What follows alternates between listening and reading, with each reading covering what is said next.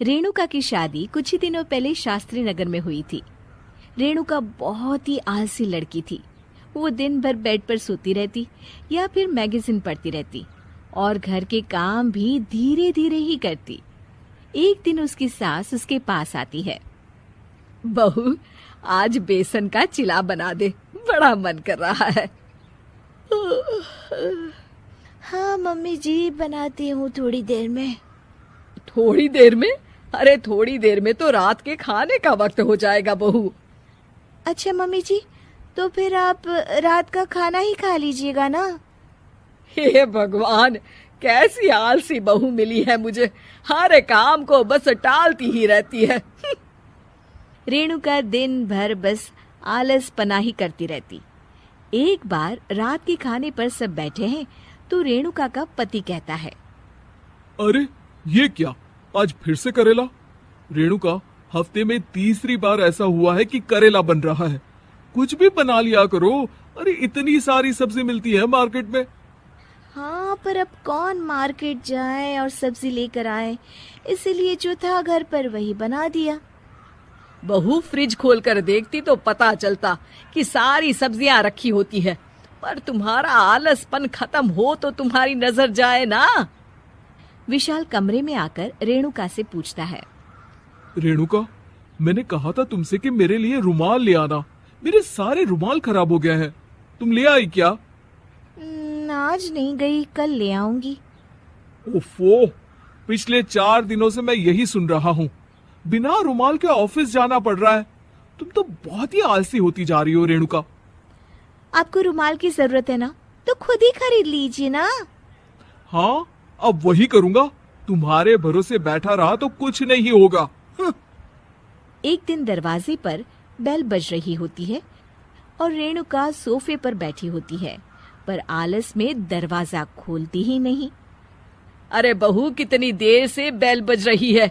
क्या कानों में रुई डालकर बैठी हो जो सुनाई नहीं दे रही बेल? मम्मी जी, अब आप आ ही गई है तो आप ही खोल दीजिए ना दरवाजा। क्यों मुझे ताना मारकर और देर कर रही हैं? अरे वाह, उल्टा चोर कोतवाल को डांटे। सास दरवाजा खोलती है तो उसकी पड़ोसन दरवाजे पर खड़ी होती है। दरवाजा खोलने में इतनी देर क्यों हो गई? सब सो गए थे क्या? और ये भी कोई वक्त है क्या सोने का? हाँ? अरे नहीं नहीं, ऐसी कोई बात नहीं है। आइए आइए, आप लोग अंदर आइए। ओफो, इन सबको भी अभी आना था। अब मम्मी जी लगा देंगी मेरी ड्यूटी किचन में। बहू पकोड़े तल दे, बहू चाय बना दे। अरे बहू, सो गई क्या? कब से आवाज दे रही हूँ, जा चाय बना कर लिया। हाँ मम्मी जी, अभी जाती हूँ थोड़ी देर में। सास रेणुका को आंख दिखाती है। मतलब थोड़ी ही देर लगेगी चाय बनाने में, अभी ले आती हूँ, बस झटपट।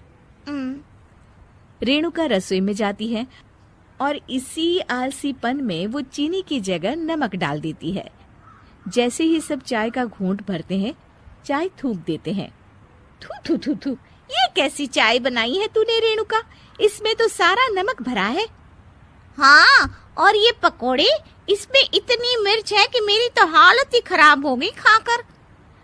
और रेणु जी, आपकी खातिरदारी में पहले तो कभी कोई कमी नहीं रहती थी, पर जब से आपकी ये बहू आई है ना, मामला कुछ गड़बड़ा सा गया है।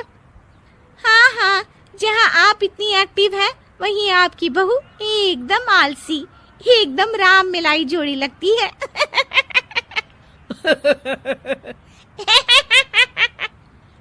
अच्छा जी, चलते हैं अब। नमक वाली चाय पिलाने के लिए बहुत बहुत शुक्रिया। सब वहां से चले जाते हैं। अरे तूने तो मेरी नाक ही कटा दी बहू। वे लोग क्या सोच रहे होंगे मेरे बारे में? मम्मी जी, मैंने तो शक्कर ही डाली थी, पता नहीं नमक कैसे बन गई शक्कर। शक्कर नमक नहीं बना बहू रानी, तुम्हारा ये जो आलसपना है ना, ये उसी का नतीजा है। सॉरी मम्मी जी, अब मैं ये आलसपन छोड़कर सारे काम अच्छे से मन लगाकर करूंगी।